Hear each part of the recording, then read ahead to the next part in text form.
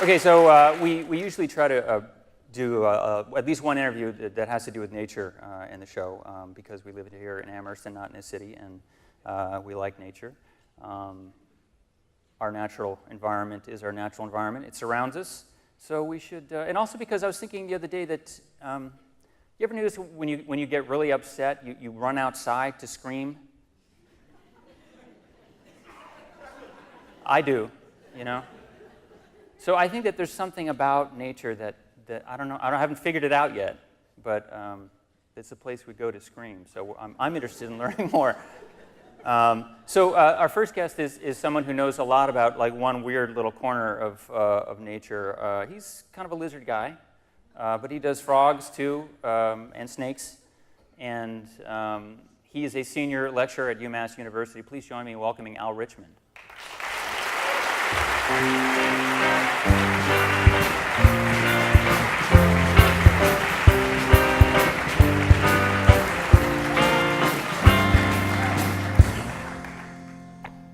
Thanks for coming. My pleasure. Okay. How's things? Things are good so far. Yeah. I mean, it's always you got a mug. How come I didn't get a mug? Hey, you're welcome to have that mug. Well, everybody gets mugged in the show but me, you know? Well, it's just a status thing. It is. Yeah. It's the same with the beard. Is that it, the status thing? No, it hides my goiter.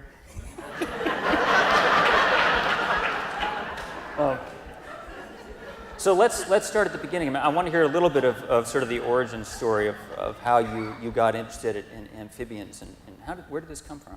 I think all little kids are enamored of amphibians and reptiles. I mean, talk to any 5-year-old kid, they're catching frogs and looking for snakes and doing all that stuff.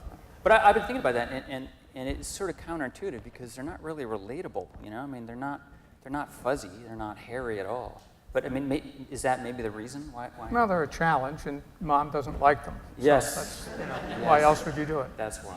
Yeah. So how is your relationship with your mom? Better now that I'm getting paid for doing this, you know. That does wonders for the relationships. It does. So you're one of these guys who sort of ran around and caught frogs. I did. Uh-huh. I did that for a long time. And did you have? Because I had a moment when I was a kid, and I feel like this is sort of like a stereotypical moment. I feel like frogs are where boys learn cruelty. Because I did one like really terrible thing to some frogs, you know. No, I mean, not I did, alone. A like, lot of people do I that. did terrible things to all kinds of animals, but like it didn't really matter until they reached like frogs. Like everyone burns ants up with the magnifying glass, but No. somehow like a frog is just big enough where you do something to this thing and you realize, you know. Yeah, you're entering the Jeff Dahmer stage of life. Yeah. Next thing might be a cat or something. Early like that. adulthood. Yeah, not good. Yeah.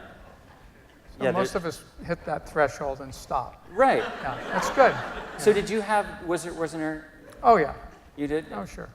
Let's make this one of these sort of Oprah confessional things. Could you tell us about what?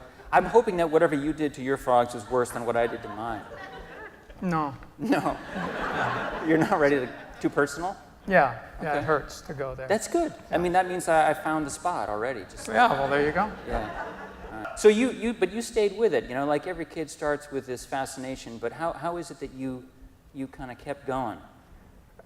It's interesting in that my high school advisor was really no help whatsoever, and they said, "Well, you like animals. You should be a veterinarian." And it's like, "Yeah, I'm not going to be a veterinarian." He said, "Well, then you should be a forest ranger." It's like, "Yeah, I don't want to be a forest ranger."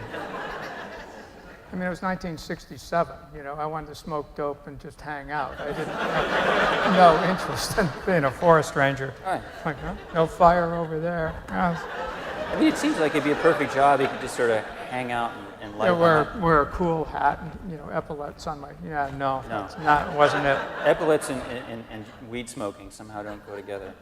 Yeah, and in 67, if you got caught, they put you in an asylum. It wasn't like, oh, bad guy, you get a $35 ticket. I mean, these days there's something lighting up right out there right now, I think.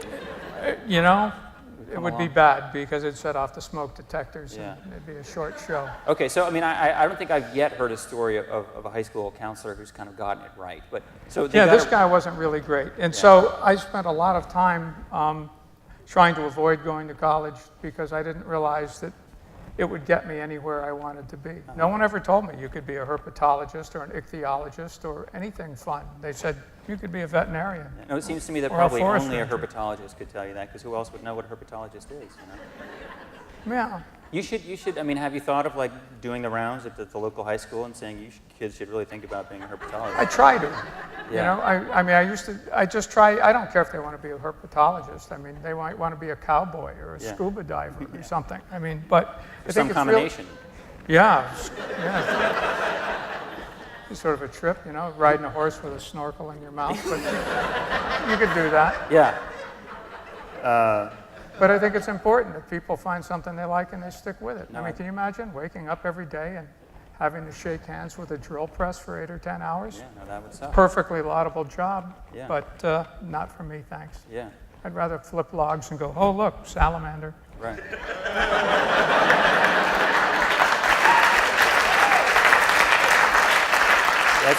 That's a great way of sort of describing your career, like in a nutshell. Right? Pretty much, yeah, it was, you know. So it does it change you, like being a frog or a lizard person?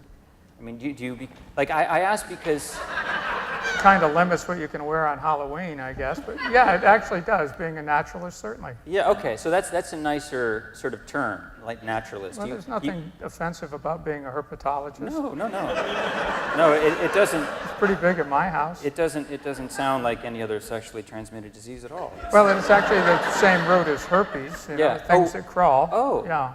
So I could have studied cold sores. So of I course there's suppose. a. That's cool. Wow. So you do study cold sores? Or No, you could? I try to avoid them. Yeah, you But- don't find those under a log. No, but it's the same root of the word. I'll be darned. Yeah. So and because they're creepy crawly in the same way or something? Yeah, I guess. So cold sores are really tiny frogs or No, not at all? not at all. No, they're a virus. Yeah. Yeah. Okay. But so I mean the reason I was asking is because I know I'd like to do a shout out to Luke. Once every show, Luke Ramage-Healy, he's a bird guy, and There like you you go. take one look at him and you're like, that's a bird guy right there. You know, I'm like he's got like this kind of lightness and sort of a featheriness about him. You know? And so we're thinking Al should have scales. Well, I don't know. I mean, you've got a goiter. I do.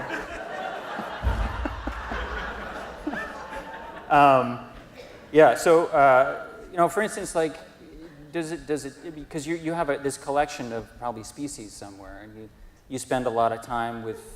I mean, you're a curator too. Isn't that one of your titles? That's one of the things I do. Yes, Yeah. we have a bunch of preserved things and osteological things, and I have a few live things as well. Yeah.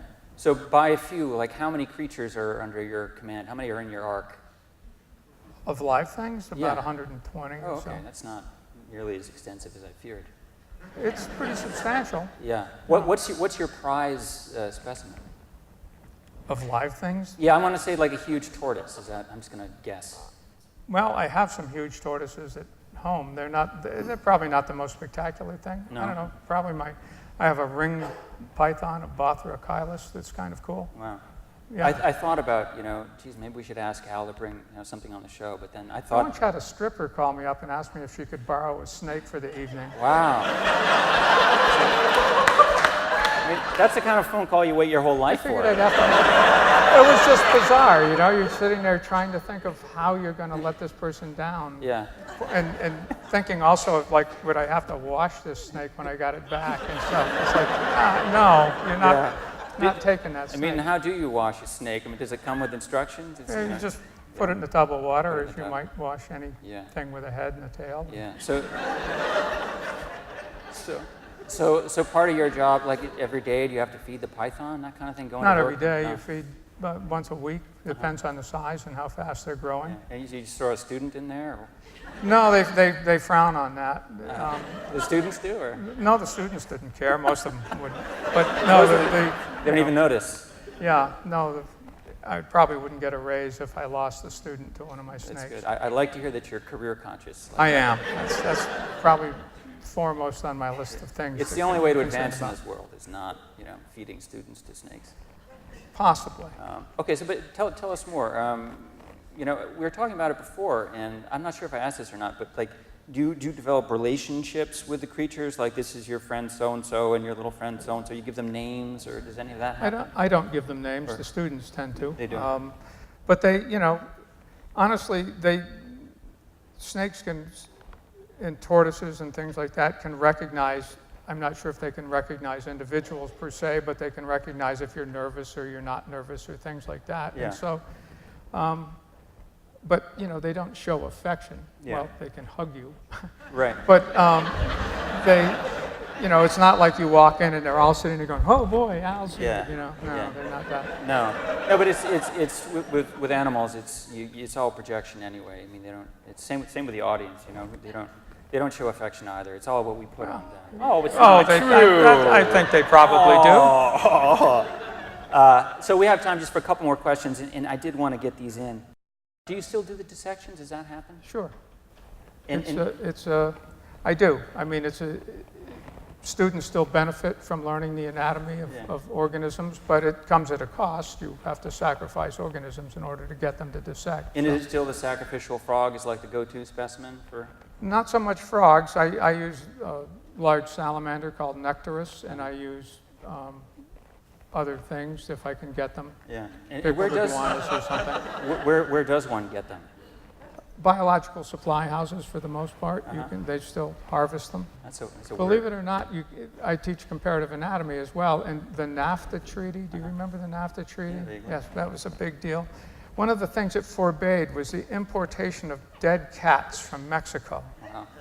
So that was one of those. It's hard to get cats for a while. That was, some senator snuck that in. Yeah, you'd think of all the things you would want to forbid coming across the border, dead cats wouldn't be right at the top. Well, it was a huge problem in Arizona, you know. I mean, I guess so, you know. And You one see of the these truckloads of them, people coming through with their trunk lids tied down with ropes and their little feet and things. Yeah. Like, how whacked is that? All right, I think that's a great note to end on. All right, Al Richmond. Thank you so much.